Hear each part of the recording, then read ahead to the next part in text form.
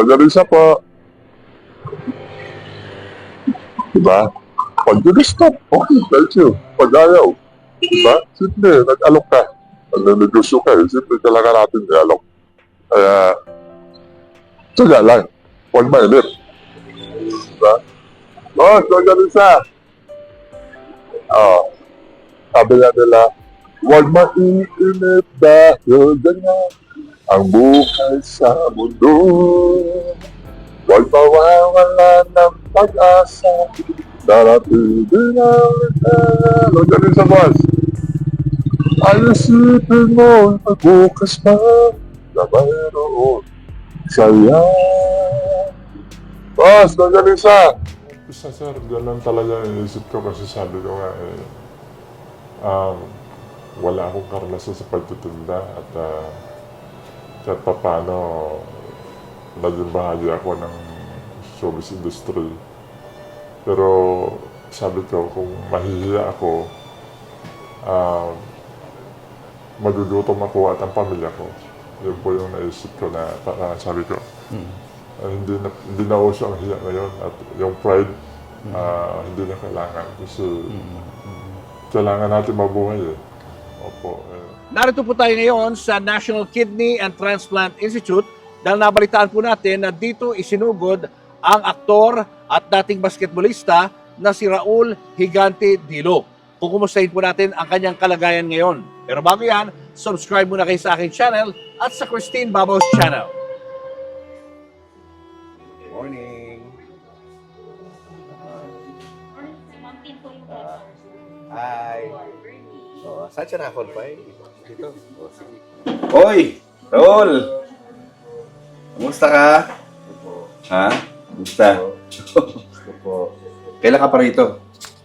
Last week pa po, sir. Last week. Opo.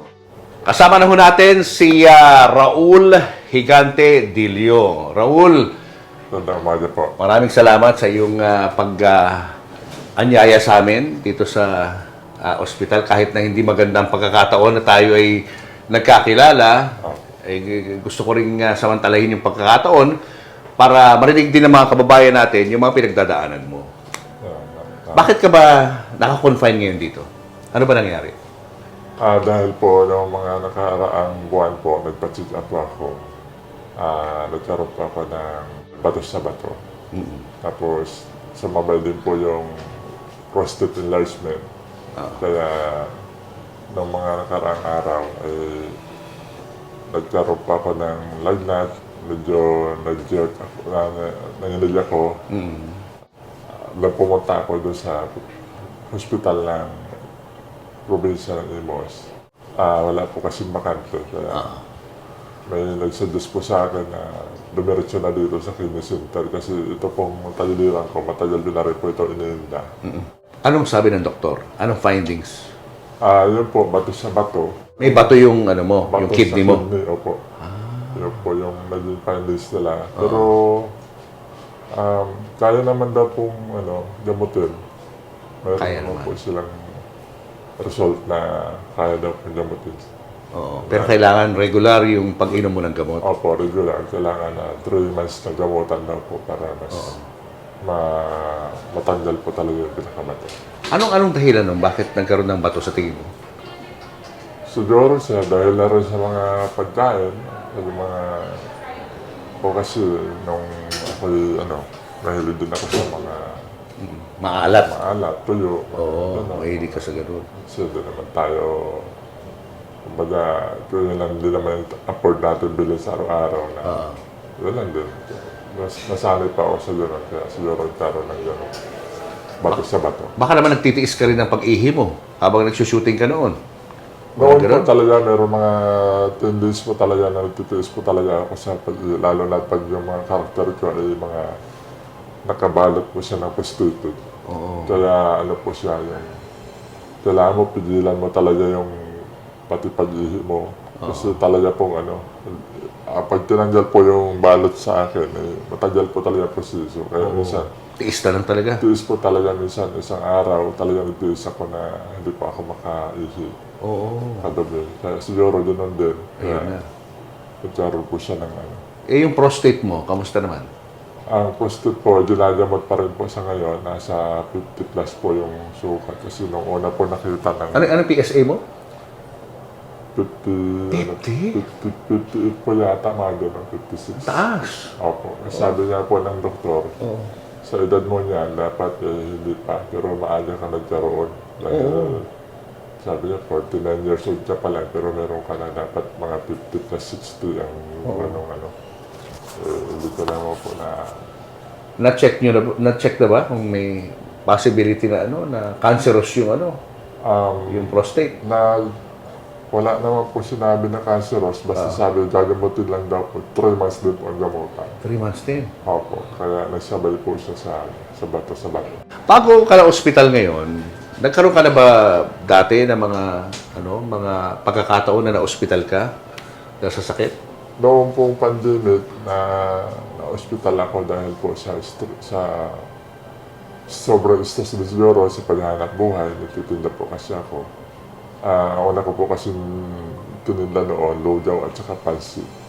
Bali, ako po yung nagluluto ng lugaw at ako po yung namamalingki, ako yung prepare. Pagkatapos po magluto noon, ikakarga po yung sa tricycle ko na kulong-kulong para ilako po sa mga kabahayan. Yun po yung naging sanhi ng aking pagka-stress at bumaba yung aking mga potassium dahil lagi pa akong puyat, lagi pa akong pagod. Doon Na-hospital ka? Opo. Gano'ng katagal? Mga 1 linggo din po. 1 linggo rin. Opo. Oo. Yun lang ang mahirap mo. Naghahanap buhay ka. Pero kapag na-ospital ka, lahat ng pinundar mo sa paghahanap buhay, napupunta rin sa bayad sa ospital. Totoo yan, sir. Magastos. Minsan nga, yung pagpunta mo sa ospital, wala ka pang dalang pera kasi wala din naman yung tinita mo, halos sapat lang din naman. Minsan kulang pa sa pang-araw-araw. Kaya yun po pinakamabigat din sa akin, pinagkakasakit ako dahil wala naman po talaga akong pagtustos sa aking mga gastosin sa ospital. Oo. Opo. Kasi meron po silang nakita na doon po sa today ko, saka sa CT scan, may na ano po sila, napansin po daw sila dito sa akin Sa puso. sa puso na meron daw pong lumalaki na ugat sa puso. Yun po yung mas doon po nila ako tinutukan kasi mas delikado daw po yun. Oo. Anong balak din ang gawin? Pupunta po kami sa heart center para po sa mga konsultasyon. Kumbaga may mas sa tingin nila dapat bigyan ng atensyon na problema. Dahil na po itong nandito sa puso, ugat, na malapit daw po sa puso talaga. At kapag ito daw po ang kumalat, mas delikado kapag pumutok kasi magdudulot daw po ito ng pagdugo na hindi po daw magagamot na. May bara ba? Yun ang sabi Wala sa'yo. naman po sinabi. Wala Parang sinabi. basta ugat lang po siya. Ugat na may Opo. problema na ugat. Na lumalaki po siya sa parang kumakalat. Opo. Okay. Opo. Oo. Kailan niyo balak pumunta ng heart center? Siguro po, pagkalabas namin dito, i-appoint namin kasi may appointment po doon. Oo. So, doon po namin, isa ka po siguro namin pupuntahan pag naka-appoint na po kami. Mamaya pag-uusapan pa natin yan. Pero gusto ko malaman, Raul, Opo. yung yung kabataan mo, Opo. hindi normal yung height mo Opo. sa ibang mga bata nung maliit ka pa lang. Ano paliwanag ng mga magulang mo? Bakit ganyan ka katangkad? Ano ba height mo? 7'3" pa ako ngayon. 7'3". Opo. Oo. Anong paliwanag nila? Bakit ka tumangkad ng ganyan? Wala pa akong nalaman na paliwanag, sir, kasi totoo, naging independent pa ako sa mga magulang ko. Naging broken family po kasi ako, sir. Paano? Bata pa lang po kasi ako, medyo nagkawala yung parents ko. Tapos, Gano'n ka bata? mga 5 years old po, nagkawala po yung magulang namin. 5 years old? Apo. Nang nagkawala po kasi yung parents namin, hindi na po namin nakita yung nanay namin. Tapos, yung tatay naman po namin, nagkaroon ng mga, siguro na stress siya dahil hindi na bumalik yung nanay namin. Nagkaroon siya ng mga karamdaman at humantong po yun sa pagkamatay na. Ilang taon ka nung namatay yung tatay mo? Siguro mga 6 to 7 years old po ako namatay. May memory ka ba ba? Malinaw pa yung memory mo dun sa mga huling panahon na kasama mo yung tatay mo? Ang alam ko lang po kasi, yung tatay namin, isa pong magsasaka, farmers. At nung naiwan po kami sa kanya, kasi nang umalis po yung mama namin, dala niya po yung dalawang kapatid namin. Bali, 5 po kasi kami lahat. Naiwan po kami 5 doon sa tatay namin. Pero dahil po sa probinsya at na malalayo po ang aming lugar, Bukirin, nasa bukid po kasi kami. Nung nagkasakit na yung papa namin, medyo napunta na kami sa mga tiyuhin namin hanggang mamatay siya. Opo. So nagpalaki sa'yo, tiyuhin mo. Tiyuhin namin. Pero after po kasi nung namatay papa namin, naiwan kami doon sa mga tiyuhin namin, medyo ano din po kasi, Sir Julius, marami kami mga hindi mayayad ng karanasan sa aming mga Kamag-anak. kamag-anak. Kaya Tulad ng, siguro dala ng kabataan kami nasasaktan. May mga, kasi siguro nagkakamali at dumanas po kami sa mga ganong. anong pinakagrabing parusang inabot mo? Ay, yung naglalayas pa ako paggabi kasi tatakot ako sa tito ko. Tapos pag minsan nang umuwi ako na parang binito na ako ng patiwarin ng tito ko. Opo. Pero nakaraan naman po na yun at hindi ko naman po iniisip na magtala ng sawa na loob. Opo. Kumbaga, ayun po yung mga naging karanasan namin na Tapos yung palo, normal yun.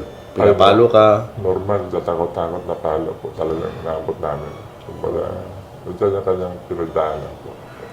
gano'ng kahirap yun na lumaki na hindi mo kasama ang nanay at tatay mo? Hindi mo sila masyado nakilala. Mahirap sir dahil unang-una bilang lahat ng bata naman po siguro, lahat naman tayo ay gusto, lahat ng bata ay gusto naman po siguro makasama yung magulang. Tumanda ko lang dito na hindi ko sila naranasan yung pagmamahal ba ng magulang. Opo.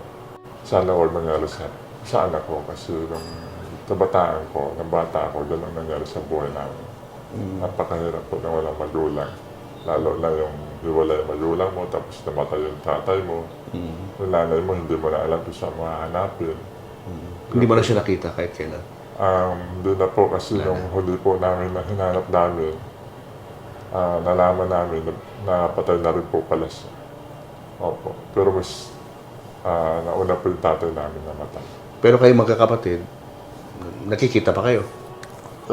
Kaming tatlo po, yung isa nasa Masbate at yung isa naman po ay nandito lang sa Manila, sa Laguna. Nakikita pa naman po, pero yung panganay po namin hindi na po. Wala na. Anong natapos mo sa pag-aaral mo? Grade 1 po ako, sir. Grade 1. Opo, bali tawag dito, dahil po ako naglayas, nung ako naglayas grade 1, tapos hindi na ako nag-aral, pero nung nakarating pa ako nung ako po naglalaro na, lalapunta po ako sa iba't ibang lugar eh. Pagpag ako sa Surigao, sa Negros. May umampon po kasi sa akin nung naglayas ako. Nung inaampon ako, dinala ako sa Surigao. Nakadating ako sa Bisaya, sa Dipolog, mga gano'n. Bakit ka umalis sa bahay niyo? Dahil nga po doon sa hindi po magandang karanasan namin doon sa mga... Hindi mo kinaya? Opo, hindi ko po kinaya. Kumbaga, lumayas ako. Sumakay ako ng jeep, iniwan ko lang yung kapatid ko. Kasi parang napag-utusan lang ako doon ng Kalabaw eh. Sabi ko, parang hindi ko na kaya yung mga pinagdaanan ko sa kanila. Tumakas ka na? Opo. Pero naiwan yung mga kapatid mo. Naiwan po silang dalawa. Ate ko sa kayo po sumunod sa akin. Alam ba nila na lalayas ka? Hindi po nila alam kasi ang alam nila, nandun lang ako sa tiyuhin ko eh. Nagpapakain lang ako ng kalabaw. Iniwan ko na lang yung kalabaw kasi sabi ko, hindi ko na kaya yung problema. Nung time na yun, pumunta ako sa proper na Masbate, pero ayun, naghanap din po ako ng ibang pagkakataon doon na kahit boy lang para makakain. Nung bata ka pa ba, ano na, matangkad ka na talaga? Opo, kasi nung grade 1 ako sir, halatang nasa lituran ako lagi. Kasi matangkad ako. Opo. Nakaranas ka rin ba ng pambubuli sa mga kaklase mo? Mayroon po gano'n. Nakaranas po. Ano mga tinutukso nila sa'yo? Kasi matangkad ako. Ang kadalasan na tukso sa akin, kapre. Ganun. Kapre. Opo, talagang. Bata ka pala narinig mo na yan, yung kapre na yan. Opo, sa mga bata po na talagang meron silang gano'n sa akin. Anong nararamdaman mo kapag niloloko ka nung bata ka pa? Medyo nasasaktan dahil siyempre tao din naman tayo at pero yun nga, kailangan lang magpasisa din. Medyo, So ang naging problema mo sa bahay, grabe yung parusang inaabot mo sa tito mo. matindi. Paglabas mo naman ng bahay, niloloko ka ng mga tao, Opo. ng mga bata. Opo. Paano mo kinakaya yun? Sa akin po kasi hindi naman po ako minili makipag-away. Baga, mas pinipilit ko na lang umiwas para hindi na po ako makapagsalita ng pabalik sa kanila na hindi, kasi Hindi ka lumalaban, hindi ka sumasagot. hindi po. Minsan may mga pagkakataon na hindi mo maiwasan na makasagot ka. Oo. Pero mas lamang pa rin yung pag-iwas. Kumbaga, sa isip ko, normal ako sa sarili kong kasi hindi ko naman isip na matangkad ako, Basta sa akin, kumbaga, makipagkaibigan, okay ako. Palakaibigan po ako. Hindi mo nalang pinapansin yung mga naririnig mo na hindi Na maganda. lang po. Minsan, pinapansin sa walang kibo na lang. So hindi umabot sa punto na parang gusto mo na sumuko sa buhay mo? May mga ganun sir sa mga problema. Dahil, siyempre, walang direksyon ang buhay ko nung araw. Sabi ko, nung bata ako, hindi ko alam saan ako pupunta, hindi ko alam saan ko hanapin yung nanay ko. Kung hindi naman ako magpapakatatag, wala rin naman mangyari. Kaya nung bata pa po ako, kumbaga, nasanay ako sa problema, nasanay ako sa mga ganitong sitwasyon. Kumbaga, nilabanan ko po yung mga ganitong sitwasyon. So ang ibig mo sabihin, ang problema, ang sakit ng kalooban ay naging bahagi ng buhay mo Opo. habang lumalaki ka. Opo, naging ano po siya sa akin. Lahat po na aking mga karasan ng bata pa ako, nagsisilbi ko rin po inspirasyon sa sarili ko na kung paano po ako lumaban at paano tumayo sa sarili ko. Opo. Paano ka napunta sa paglalaro ng basketball? Meron pong nakakita sa akin na napansin ng aking height. Sabi sa akin, laki-laki mo, ba't nandito ka sa nangingisda? Sabi ko, ito lang naman ang hanap buhay na alam ko na pwede kong pagkakitaan. Ang tangkad mo ba't di ka na lang maglaro? Sabi ko, wala naman ako, hindi na ako nag-aaral. Sabi ko, hindi na ako nakapaglaro sa ultra court kasi puro half court lang. Opo. Meron kasi akong nilalaroan na ganito sa Bacolod, ganito. Varsity kasi ako baka gusto mo sumama. Pag-isipan mo kasi sayang yung health mo habang bata ka pa. Ilang taon ka niya? Nung time na yun na discover pa ako nasa mga 15 po yata, 16. 16, mga gano'n. Kumbaga malaking bulas na talaga. Sabi niya, malay mo,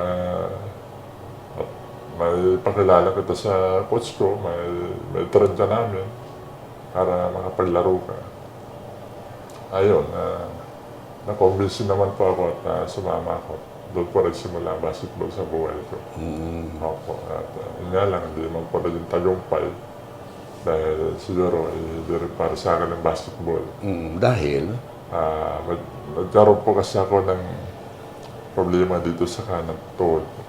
Medyo nag-ano po siya, nag-twist. Opo, kaya hindi rin po nakapagpatuloy. Gaano katagal ka naglaro? Amateur. Nag-RP youth po ako, RP youth? 1994. Opo, naglaro kami sa Korea. Tapos, after nun, naglaro pa rin. Yun nga lang, nagkaroon na ako ng Yun na yung problema. sa tuhod. Medyo natigil pa ako. Hindi po kinaya yung Joro dahil sa weight pinsan at saka matangkad. Unang talagang binabanatan yung tuhod. Oo. Opo. Kaya medyo Nag-stop ka na. stop na po ako. Anong ginawa mo pagkatapos nun? Taon naman po na na-discover pa ako sa showbiz. Opo. Hindi ko naman po sukat akalain na mapasok. Paano ka na-discover? Bali po, accident lang din po na nakasama ako ng isang kaibigan papuntang Norte. At nag-stop over po kami sa isang food court at bumili ng pagkain. At napansin ko po doon sa likuran ko na may nakapila po sa likod ko na puti na sintot ang mata. Medyo maliit lang. Para ang tingin sa akin mula ulo hanggang baka. Nagkataon naman pala na may ginagawa palang pelikula sa Bataan, yung director ng Hong Kong, si Philip Ko. In-encourage pa ako ng PE na kausapin daw ako ni para Direct Philip para daw baka pwede ako isalang doon sa ginagawa nilang movies. Opo. Sabi ko, hindi naman pa ako marunong umarte. Hindi ako marunong. Wala pa ako alam sa pag-artista, sabi ko. Naglalaro lang ako pero hindi ko alam yung artista. Tuturuan ka naman. Baka sakaling pwede ka sa roles na bibili namin sa'yo. Hindi pa ako kumain na dyan. Tapos wala po ako alam. Sabi ko po, pag-isipan ko po muna. Nataon naman na kinuha po nila yung number ko. Ayun, tinawagan po nila ako at hanggang na-convince nila ako. Anong pelikula to? Yung nilabasan mo? Buhawi Jack po, first movie po. Anong role mo dyan? Ako po isa sa parang pinuno ng tribo sa bundok. Nakasama ko yung mga midget. Bida po daw sila Moiso saka si Niño Mula. Comedy? Comedy roles po ako. Okay. Sabi ko, ayun, napapa-convince pa ako. Napasama pa ako doon. Yun ang first movie mo. First movie po ako. Nasundan pa ba yan ang ibang pelikula? At yun po yung nagbukas ng iba pang pagkakataon siya dahil pagkatapos po noon, may mga offer na po siya na kumbaga nakita siguro yung karakter ko doon na pupili ako sa gano'n. After po nung nagawa yung pelikula na yun, nasundan na po yun ang susundan. Doon na po nagsimula. Ano yung usual na role na ginagampanan mo noon? Saka karamihan na po doon, puro capri roles. Kapre. Opo. So mga horror lumalabas ka? Horror po kadalasan, lalo na pag Oo. kailangan talaga nila yung karakter ko. Oo. Andun po ako sa... Mga ilang kapre movies ang nagampanan mo? Mga gano'ng karami? Madami po. Dami. Madami. Kasi may TV pa yan, di ba? May TV, may Opo. pelikula. Pelikula. Yun lagi ang nagiging role mo. Pangarap po kasi mas click ang fantasy, horror. Yun po yung kadalasan na nagampanan ko. Doon pa ako nakilala sa pagganap ng capri roles. Oo. Opo. Pero kamusta ang kita nung panahon na yun? Hindi naman po kalakihan siya. Hindi rin. Opo. Mga magkano yung kunyari lalabas ka sa isang kapre role, sa isang horror? Mga magkano binabayad sa'yo?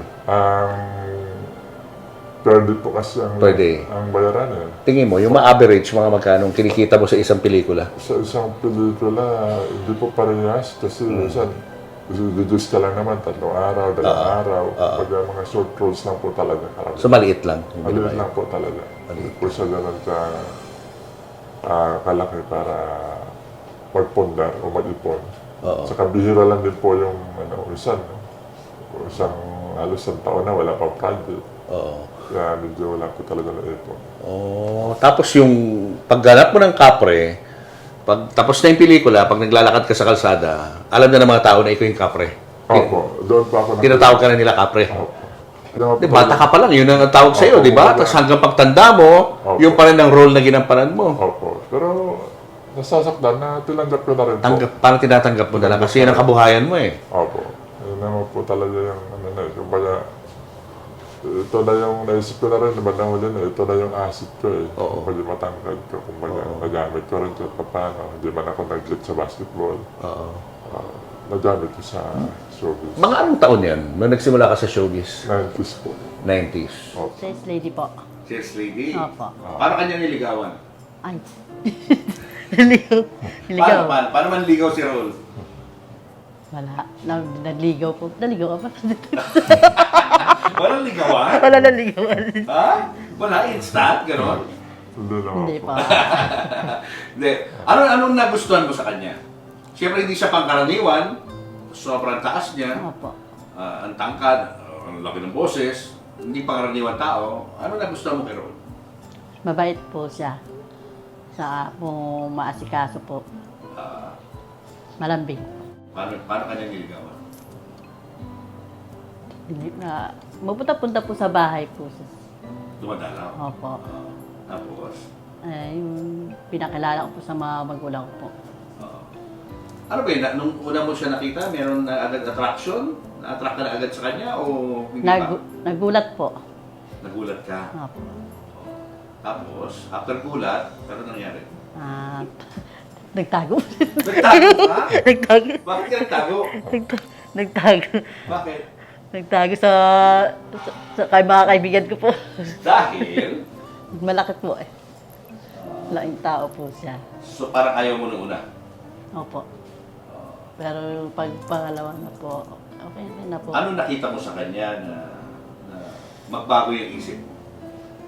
Ayun po, yung mabait po siya kasaka po maasikaso rin po sa amin. Ano sabi ng mga magulang mo nung nakita siya? Ano po, bakit daw po malaking tao po na kilala ko po. Oh, Eh, sabi ko naman, nagustuhan ko rin po siya. dahil mabait, Opo. saka maayos na tao. No? Opo. Gaano katagal kayo naging magkasintahan bago kayo nagpakasal? Tagal po. Bali, 16 years na po. 2 years na po kami ngayon. Bali, 2 years pa try na po. Opo. 16 years na Opo, kami na yan. ngayon. Opo. Bali, at naman po kami, 2 to 3 years po kami nagkilala na nabuo talaga ng ano yung aming kasasama. Opo. At nagkaroon kayo ng Dalawa pong anak. Dalawang anak. dalawang anak. Opo. Kamusta naman ang buhay ninyo? Alam nabanggit nga ni Raul, ang daming mga challenges sa buhay. Ang daming mga hirap na pinagdadaanan. Paano mo kinakaya yun bilang isang asawa? At pag nagtitinda-tinda po kami dalawa po at sinasamahan ko po siya. Opo. Like, unang-una nagtinda po kami ng mga lugaw, pansit, sama po ako sa kanya. Pumapasok na rin po ako ng labandera para lang magkaya. Pinapasok mo na. Parang mag-ano po kami, maayos po ang buhay po namin. Ano kinatatakutan mo para kay Raul? Yung sakit niya po. Ano naglalaro sa isip? Kaya na, sabi ko nga po, yung mga sakit po niya sana lumaban po siya para sa mga anak niya po. Masabi ko lang sa iyo, kailangan magpagaling ka. Ayusin. Saka yung puso mo, kailangan mo pa-check up yan. Para sa mga bata. Kailangan ka na nila ng dalawa mo anak. Ikaw, Raul, ano gusto mo sabihin sa kasama mo? Ayan. Sabi ko sa'yo, magpakatatag lang tayo sa lahat ng pagsubok. Lagi lang tayo nalalayo sa ating mahal na Diyos. Hindi tayo pababayaan at Yun, focus lang tayo sa kinabukasan ng mga anak mo. Nandito lang ako hanggat kaya ko. Lalaban tayo hanggat kaya. Hanggat kaya. Alam ko, may awa ang Diyos, palalagpasan din natin ang mga pagsubok na ito. Ano lagi mong pinagdarasal? Nadasal ko para, ano po niya, sakit po sana gumaling po siya. Para sa mga bata, para tulong-tulong po kami sa hanap buhay po. Mga anong taon mo naramdaman na parang tumatamlay na yung demand para sa mga role na pwede mong gampanan? Mga ano na po, pagpasok po ng mga perit, medyo humina po yung pelikula talaga. Kahit talagang mga sikat na artista, talagang halos nawala ng project. Lalo pa po kaya kami ang mga karakter ay mga horror. Kaya medyo mas ano na po talaga, mas tumamlay na. Oo. Mga year 2000 to, mga gano'n. 2000 po. Ito yung mga panahon na may mga pirated. Opo, yun po yun. Yung bumagsak yung pelikula. Opo. Anong ginawa mo nun para mabuhay? Namasukan po ako ng mga tawag dito, yung parang church teacher, mga gano'n. At yun, palipat-lipat kung saan-saan napunta. Nag-apply din po ako sa teatro. Nag-teatro din po. Teatro ka rin. Opo. Doon din po, tumagal ako ng konti. Tapos, Pero maliit lang ang bayad doon. maliit lang po. Personal din naman at seasonal lang din po. Tapos para ka na-discover sa Batang Quiapo? Noon po kasi last pandemic, yun po yung pagkakataon na nagkasakit ako na ospital ako. Yun yung stress ka na. Opo. Dahil po doon, talagang wala na ako ibang naghanap buhay ako, nagloja ako. Yun po yung pinasok ko, hanap buhay, nagtinda ko po sa nagluluja ako talagang sobrang stress po talaga. Kaya doon pa ako na ospital, bumaba lahat ng potasyo. Kaya paglabas ko sa ospital, nalabas lang ako ng mga kaibigan din kasi wala naman akong pambayad sa ospital. At paglabas ko, wala na ako hanap buhay kasi pati tricycle ko na hinuhulugan, nabatak po yun. At talagang sabi ko, ang hirap pag wala kang ganun hulutan, lalo at may pamilya ka. Kaya naisipan ko po na manawagan na baka sakali, mabigyan ako ng pagkakataon na makabalik sa showbiz. Nakita ko po na nagsimula yung Batang Quiapo, sinubukan ko pong mag-video. Yung video lang po yun. At pinost ko lang sa YouTube. Hindi ko naman po akalain na magbabiral po pala yung video na yun. Nakarating po yung Federico Martin. Opo, yun po yung nagbigay ng way para makabalik ako sa showbiz. Para mapaisin ako ni Federico po na nalagay po kami doon sa Batang Quiapo. Anong role mo doon? Isa po sa mga tauhan ni Agustos, General Agustos. So, Guns, ang role kami mo. po yung mga goons. Opo. Guns, Opo. Gano'ng katagal mong ginawa yan? Saglit lang po, Sir Delios, dahil last year, medyo tinapos din po agad yung aming mga roles. Yung buong grupo namin, tinapos doon sa Batang Quiapo. Saglit lang, siguro mga 3 to 4 months po. Gano'n lang kaikli. Ganun lang po. Tsaka din naman po regular activity po. Ano naramdaman mo nung nalaman mong tapos na? Medyo nalungkot po dahil sabi ko, akala ko magtutuloy-tuloy na kahit paano. Kahit paano sana makatawid. Opo. Pero gano'n nga, gano'n pa man. Sabi ko, no choice tayo. Talagang wala tayong magagawa dahil hanggang doon. Magsabi ko lang talagang mabait na tao to. Marunong makisama. At saka kahit paano, kahit ano sabihin mo dyan, walang reklamo yan. O wala na oo yan. Sobrang bait. Sa Sabay, kanya, sa kanya po, sir, kung magte-taping kami maagang-maaga, magagaling pa ng Laguna yan. Bibiyahe pa, usually, paano pa makakasakay? Siyempre, wala pa yung mga biyahe-biyahe. Aantayin namin para makarating yan. Kasi grupo kami sa Augustus. Kaya wala, pati sa pagpaka, pag-alanganin ng oras, Opo. tatambay muna kung saan pwede tumambay para makasakay na po. Kaya may ibang sipag nito tao na. Napakasipag yung taon to. Bili talaga ako namin dito, kaya kaming grupo, para nag-ano kami na reunion. So totally, meron pa kami isa nga, kaya lang hindi nga siya nakasama. Ano masasabi mo sa mga kaibigan mo? Na-surprise ako, sir, dahil hindi ko pa akalain na bibisitahan nila ako dito.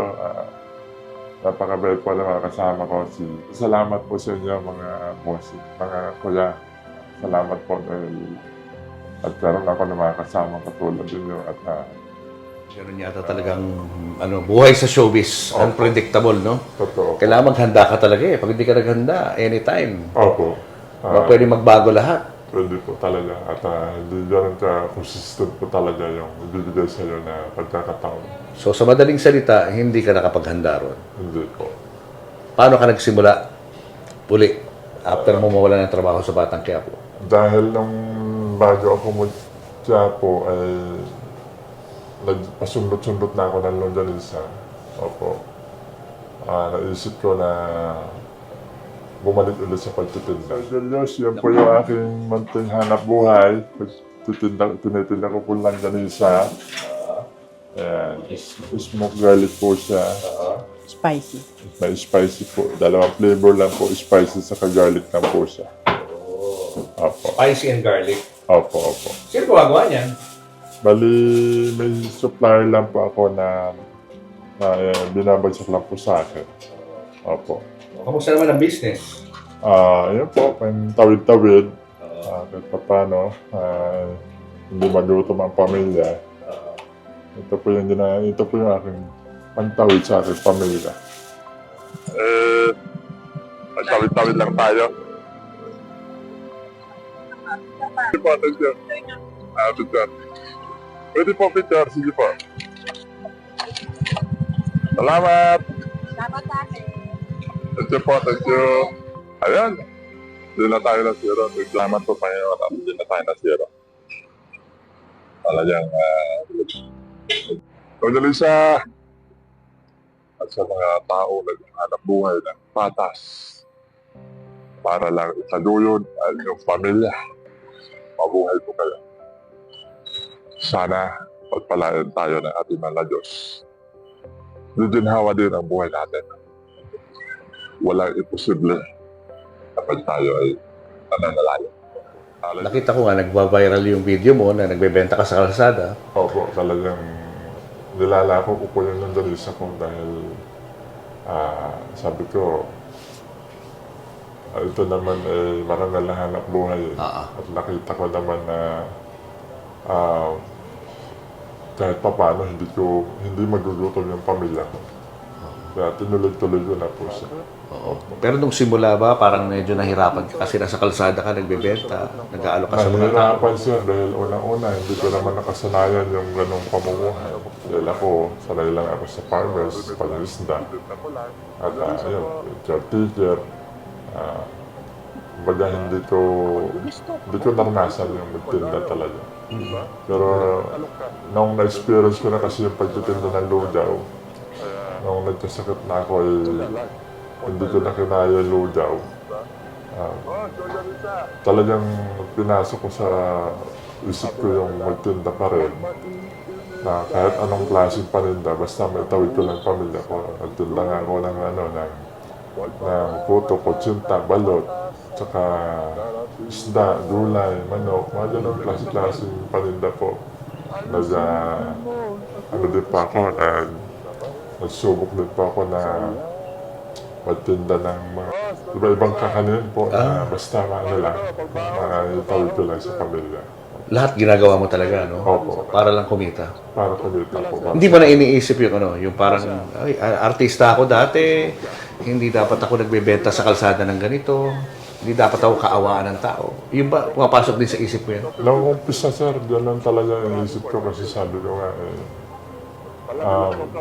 wala akong karanasan sa pagtitinda at kahit pa paano naging bahagi ako ng showbiz industry.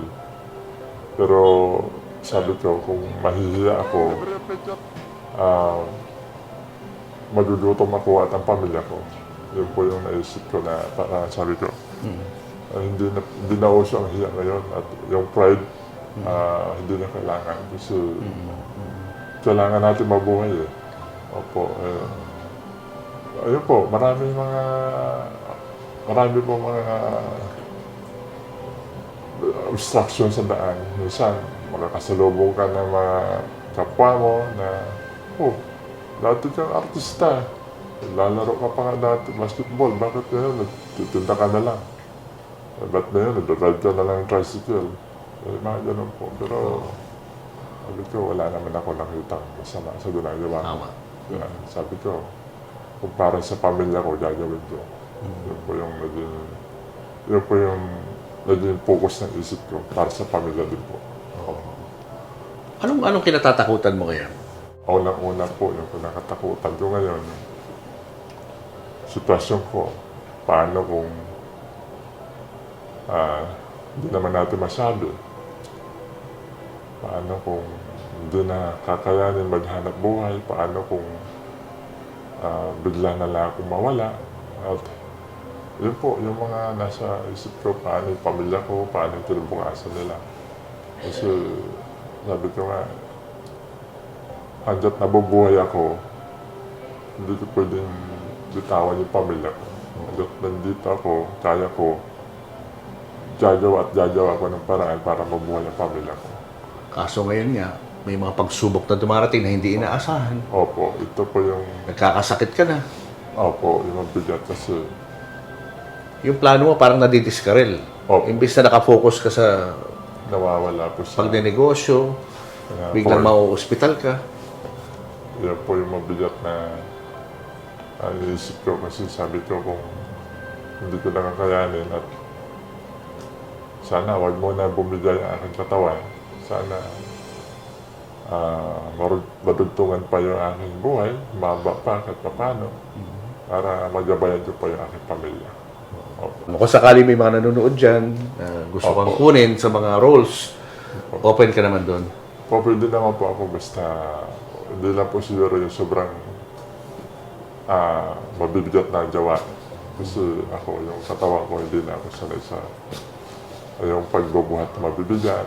Pero kung mga karakter siguro ba, kaya pa po. Opo. Raul, gaano ka hirap maging mahirap? Paano mo ipapaliwanag yun? Mahirap, sir. Mahirap ang maging mahirap. Una-una, pagkakasama na lang kung ano meron eh. Lalo na kung walang-wala ka talaga. Napakahirap po. Kasi lalo na kung wala ka rin malalapitan. Wala kang sa oras na talagang kagipitan. Wala kang mga kaibigan o mga kamag-anak na malapitan. Napakahirap po talaga. Lalo na't may pamilya ka. Sobrang hirap po. Kaya hindi po talaga madali. Hindi madali. Pagiging mahirap. Sobra po talaga. Sa sandaling ito, ramdam mo ba yung pagiging mahirap? Opo. Dahil unang-una, kapag nandito ka sa ganitong sitwasyon, nasa ospital ka, nagkakasakit ka, unang-una mo agad isipin paano na yung pang-araw-araw natin dito. Imbis na yun na lang, meron tayong tabi konti, mabubunot pa yun dahil sa pangailangan natin sa gamot, sa ospital, sa lahat po. Yun po yung lagi nasa isip ko. Sabi ko, kung may pagkakataon na tumakas ang aking katawan, paglabas ko dito, maghanap buhay pa rin po ako. Ako, humahanga ako sa'yo dahil kahit na mahirap ang buhay, lumalaban ka pa rin. At gagawin mo lahat kahit na nahihirapan ka na, may karamdaman ka na't lahat. Gusto mo pa rin maghanap buhay para maitaguyod yung pamilya mo. Opo, sir. At lang naman po siguro ang dapat, ang mahalaga lang siguro maging matatag tayo, lumaban at lumaban ng patas. Opo. Yan po yung aking lagi kong binabanggit sa mga anak ko, sa dalawa kong anak. Sabi ko, alam ang hirap ng buhay natin, huwag tayong susuko, tuloy lang ang laban. Hanggat kaya natin, huwag tayong bibitaw. Ang mahalaga ay namumuhay tayo ng marangal, lumalaban tayo ng patas, wala tayong napakan nakakapwa, hindi tayo nakapanakit, hindi tayo nakapanglama. Yun po yung lagi kong sinasabi sa kanila. Opo. At this point, Raul, kailangan mo ba ng tulong? Opo, sana kung meron po sanang mga tao na willing pang tumulong sa aking kalagayan. Lalo na't meron po akong itong sa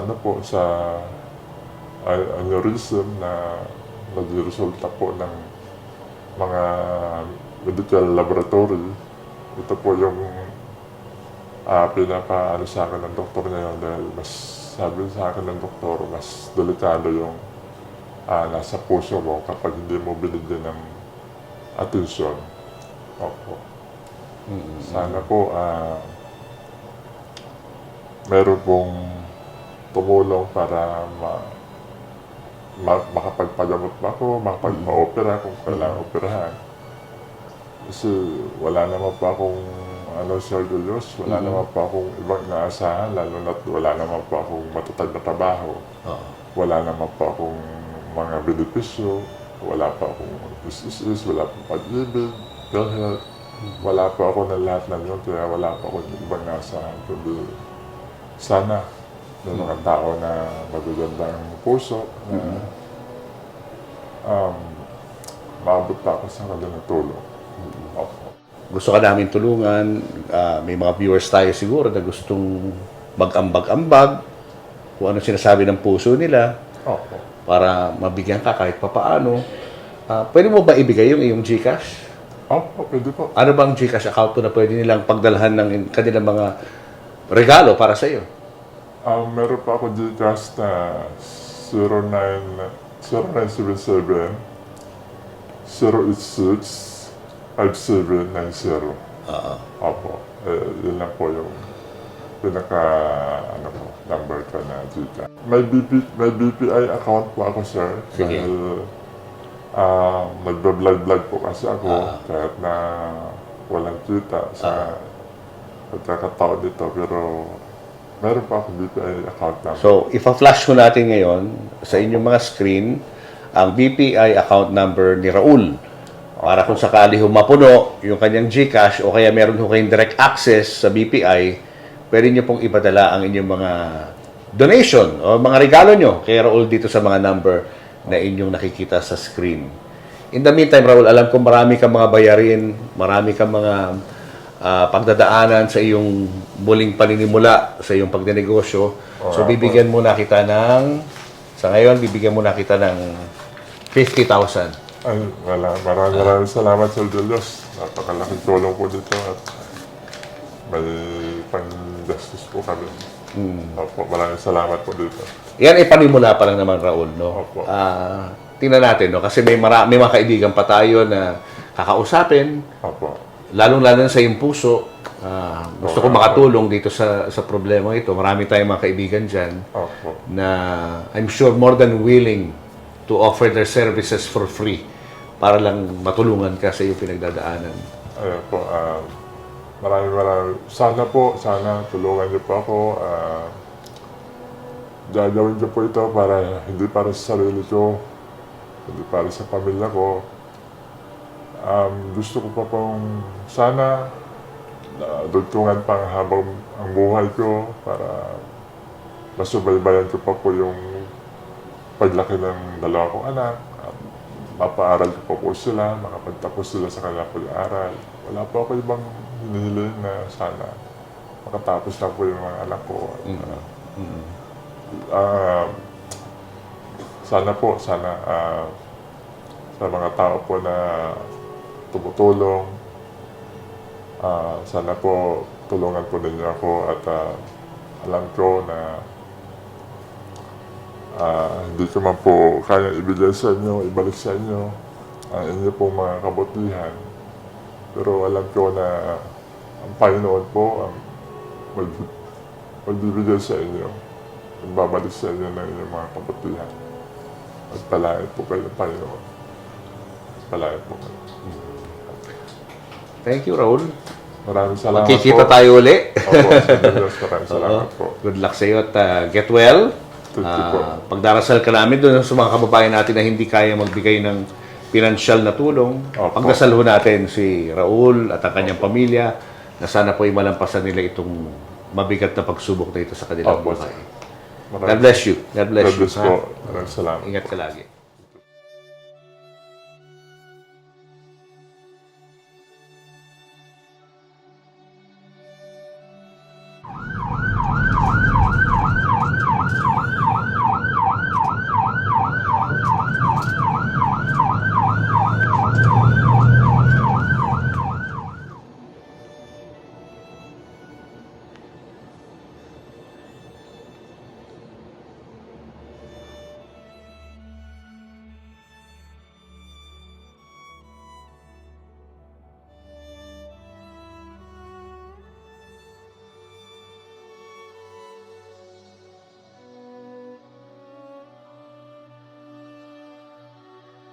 Napakinggan niyo na ba ang daing ng mga api? Hindi niyo talaga sila maririnig dahil walang boses sa mga kapuspalad. Sa Kongreso, ACT-CIS ang lumalaban para sa mga sinaktan at niloko. ACT-CIS ang boses ng inaapi!